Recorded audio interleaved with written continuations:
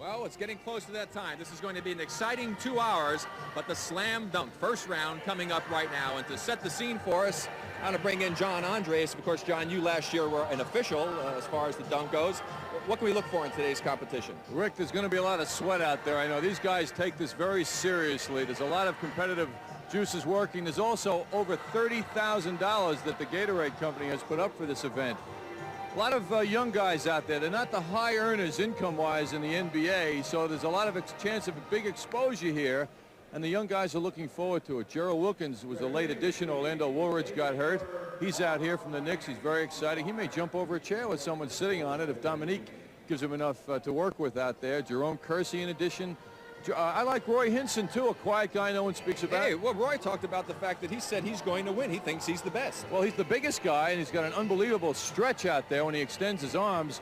But, of course, the emotional hometown favorite, 5'7" Spud Webb, from this area, has gotten a lot of national publicity lately, a great leaper, and he will really turn the crowd on. But I don't think he's a contestant to win this thing. All right. This is a very loose situation here. There are 3 rounds. Dominique, as last year's champion, immediately goes to the semis, so he watches 7 people compete in the first round. But then there'll be 4 guys in the semis, including Dominique Wilkins, and they get 3 dunks each in the first 2 rounds. The last round, there'll be only 2 dunks as they go for the championship. They get 24 seconds. You can walk with the ball, no problem. You can use 2 basketballs. If you miss a dunk, which is very interesting, you can actually miss up to 2 dunks and still come out and do it again. It won't go against you, although a final miss will only be 5 points, and it's a scoring based on 1 to 10. Creativity, athleticism, and style are the guidelines here, so there's lots of rooms. I was telling Gerald Wilkins yesterday, coming down from Utah, you got to use a lot of motion out there. That's what really turns on the judges. Okay, well, the crowd is ready to go. Let's take a look before we get started at who the judges are for the competition. And the judges from left to right, Tom Sanders of the Celtics, Roger Staubach from football fame, Cassie Russell, former NBA player, Martina Navratilova, and Dave Cowens, the former Celtic great. And now, Spud's first attempt in the dunk competition. And John, it looks like he's measuring things out pretty closely. Well, he is. He's got a flair for the dramatic, Rick, and he's a hometown guy. The crowd really loves him. And he's fresh off his visit on the Tonight Show the other night, so he's got a flair. Oh! John, that ball looked like it hit Spud and came out. That's what he's saying. It hit him in the head, I think, and bounced back out of the basket. It looked like it. He didn't make the shot, though. Let's take a look at the replay. Here it is. Oh, definitely hit him right on the forehead. No bounced right about out. It. Look how high up he is. 5'7". The littlest man in the competition, and his score, 46 points. So Spud Webb gets things off to a flying start. His teammate Dominique Wilkins, defending champion, congratulating him. A little extra respect there, I think, from that glance of Dominique. Now, Terrence Stansbury, first round, his first attempt, he had 34. Whoa! Oh, that's the Statue of Liberty. Statue of Liberty, 360, and that's what turned him on in Indiana last year when he finished 3rd in the slam dunk. Stansbury had a little difficulty first round, missed his first 2 attempts, came back, and there it is in slow motion, the 360 Statue of Liberty. I thought he might save that, but he went to it right away. Right, of course, he came in 3rd last year in that competition, and Indiana had his big cheering section with him, his coaching staff. Yeah, he has a staff of advisors here. Now the second dunk of Roy Hinson. The first round had a 35.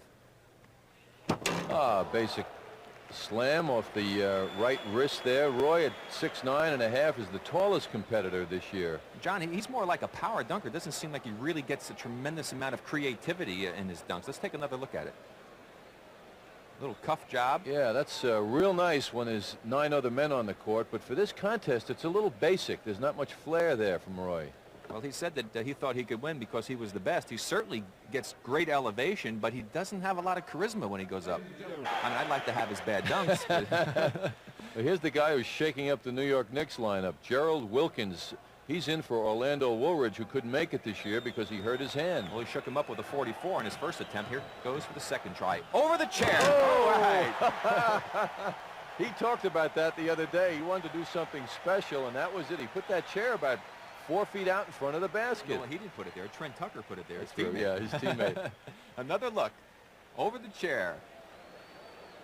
Isn't that incredible? And I'll tell you, Rick, he is no taller than 6'5".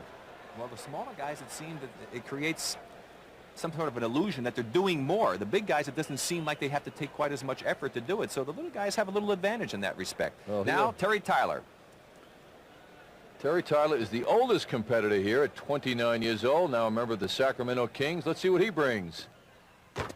Your basic stuff, John. Your basic stuff. Yeah, he's starting out easily. A lot of guys figure they want to start out and save their best stuff for later. Unfortunately, though, if the first stuff isn't good enough, he won't get to the second round. Another look, Terry Tyler. He really said that he did his best jumping when he was back in college. He had a 45-inch vertical leap, and it looks like he's lost a little bit of that, John. Terry looks like he's tired a little bit now. 36, so not a very good score for Terry Tyler. Now the third try of Jerome Kersey. Whoa, off the backboard, one-handed slam. Jerome had 39 and 43 in his 2 previous attempts, and this player plays with reckless abandon, and he dunks exactly the same way. Here he goes off the glass. Look at his head almost at the rim level. Michael Thompson, his teammate in his rookie year, called him Jerome Crazy. His third attempt, a 47. So an outstanding effort on the part of Jerome Kersey. Well, he had a lot of creativity on that one, and certainly a lot of athleticism. Now Paul Pressey, his third attempt. He had 44 and 35. Oh, again, just more or less kind of your basic cuff dunk, and not a lot of creativity there, John. Paul Pressey just finished that stuff. Not too high in the air. I mean, Paul works out of the backcourt as a point forward for Don Nelson. Take another look at it. A basic dunk. Another one of those much more effective when there are 9 other guys on the court. Well, yes, Johnny started off with a 44, 35, and now a final 37. And previous attempts of Spud Webb on his final try. Oh, double clutch two-hander. He just got some advice from Calvin Murphy before he did that one.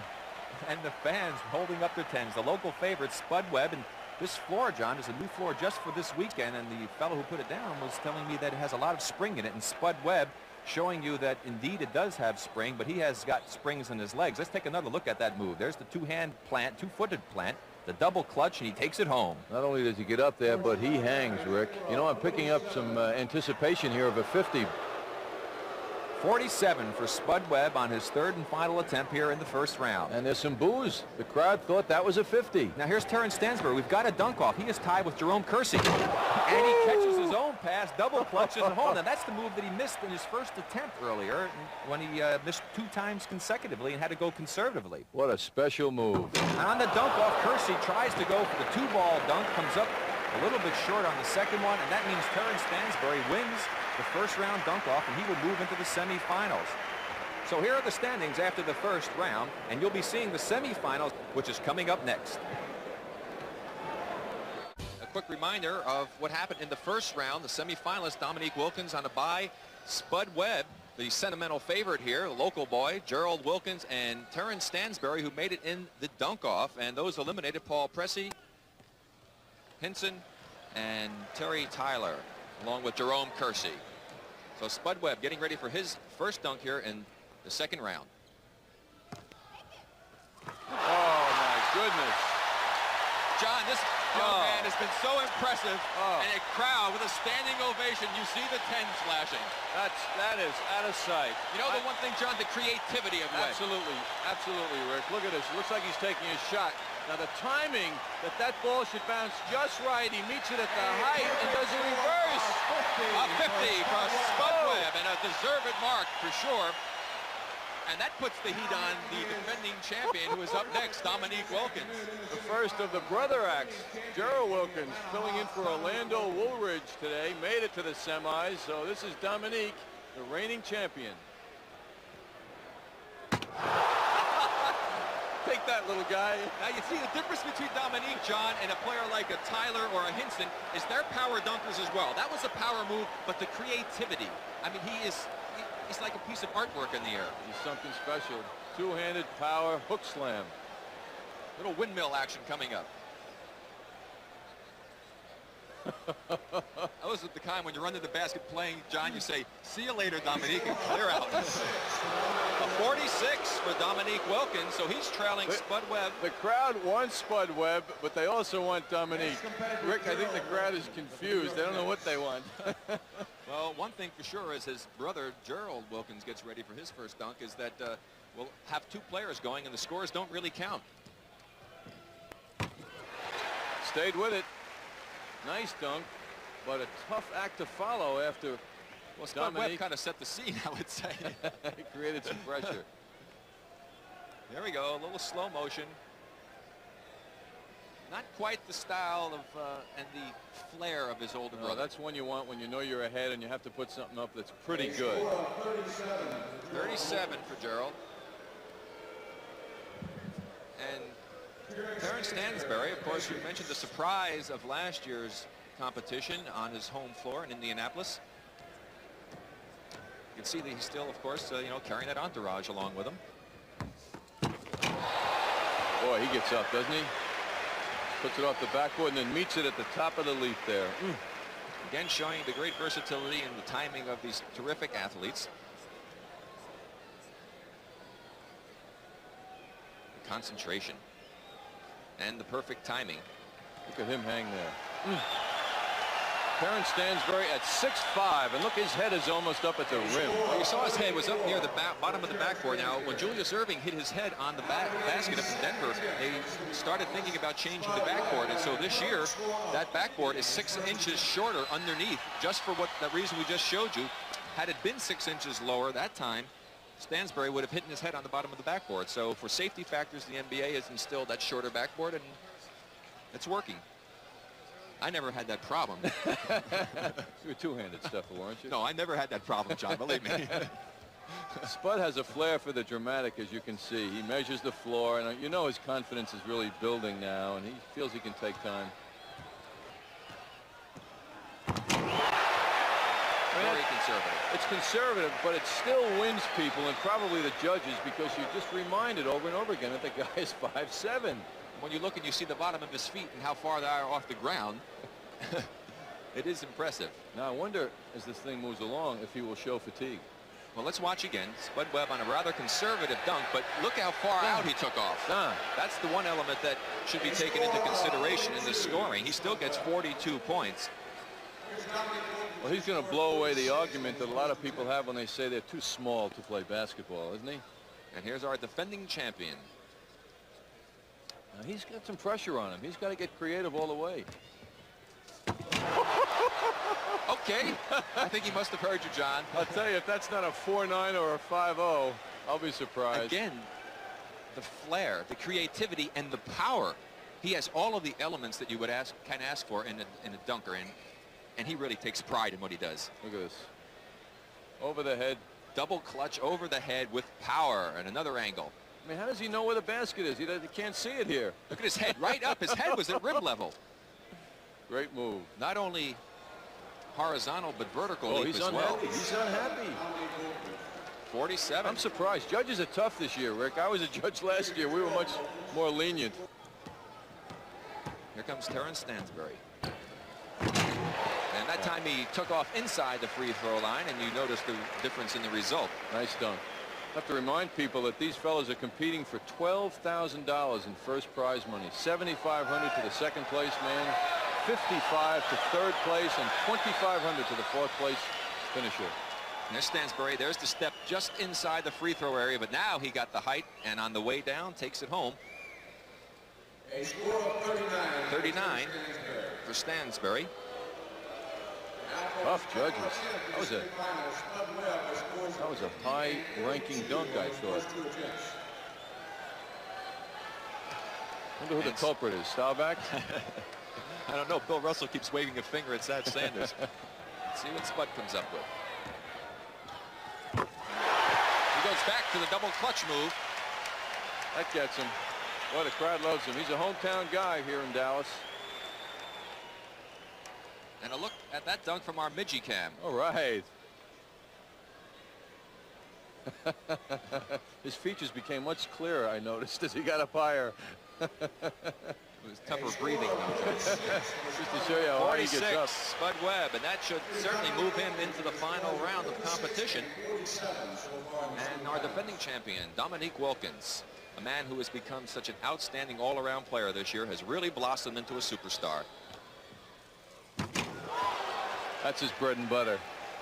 Well, he knew he could get into the finals with a reasonably decent score. He was taking no chances. He's saving the big stuff for his 2 dunks in the finals. Here it goes again. And our fourth and final competitor here in the semifinals, Terrence Stansbury. Oh, now there's creativity. You said it. I think he did that one last year too. Catches the ball. Little double clutch move through the midi-cam. Throw it up, catch it. Little double clutch move, take it down and bring it back. Outstanding. That should certainly, I would think, another angle from behind Stansbury. Marvelous move. You know, we have the benefit here of the second look at it, and it's 1 point from perfection for Terrence Stansbury. So the judges really saw that one well. With totals of 138 points, our two finalists are defending, well, first Spud Webb, the local favorite, came from the Dallas area, and the defending champion, Dominique Wilkins. So it's an Atlanta Hawk final. Isn't that great? Boy, that goes along with their season, doesn't it? And then John and I will be back later with the finals of the Slam Dunk Championship. Okay, John, this is it. The moment everyone's been waiting for, to select the champion of the Slam Dunk this year, the Gatorade Slam Dunk, Spud Webb. Now what do you think of his chances? Well, I think they've improved greatly. Now, 2 dunks on the final round instead of 3.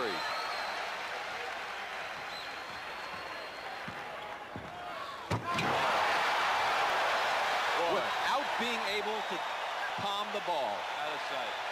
Out of sight. The partisan crowd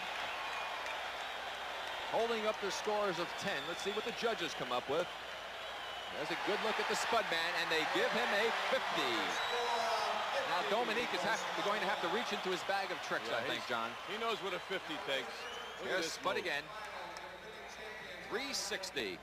Now the man can't palm it, but he did a one-handed dunk because he was up so high. Back live, Dominique Wilkins missing his first opportunity. Remember, he is allowed a miss. That's the pressure showing itself.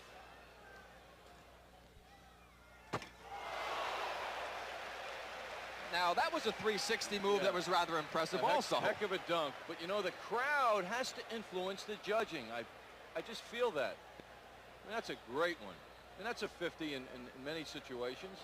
Well, let's see what the judges come up with. Let's see if they take into account that he did miss the first time. Oh, they didn't, John. Right. Well, you hit that one right on the head, John. But you see, the judges weren't affected by the lack of crowd response to Dominique. Let's see if Spud goes for the fake shot, the long ball that he did in the second round. Final dunk now.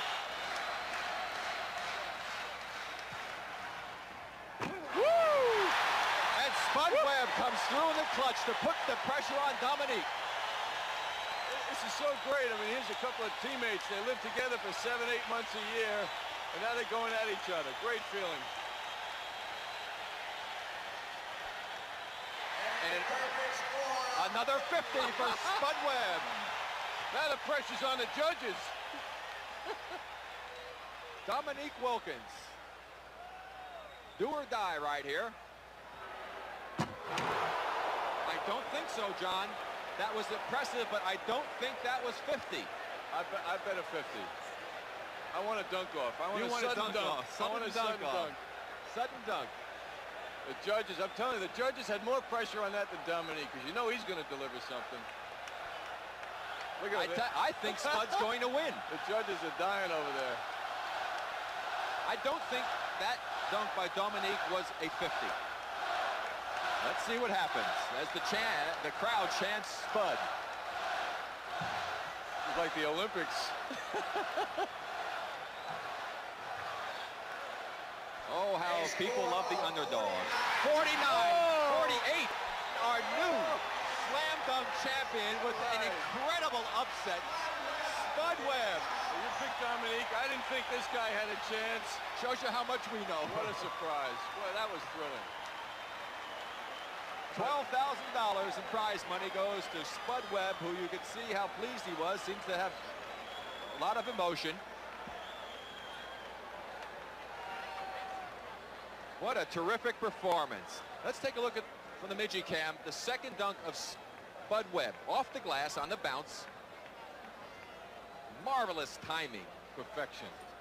250s for the little man. 5'7" tall. Well, he and, of course, Manu Bol have created so much excitement around the NBA. It's really terrific to see that happen. And what that does, it gives so much hope to all the little men who played the game of basketball throughout the country. For $12,500. The major upset of the weekend here. This will have severe implications on his career and his endorsement powers, I would think, huh? We'll be back with an interview with our winner, Spud Webb, in just a moment. Attending All-Star Saturday, and we look forward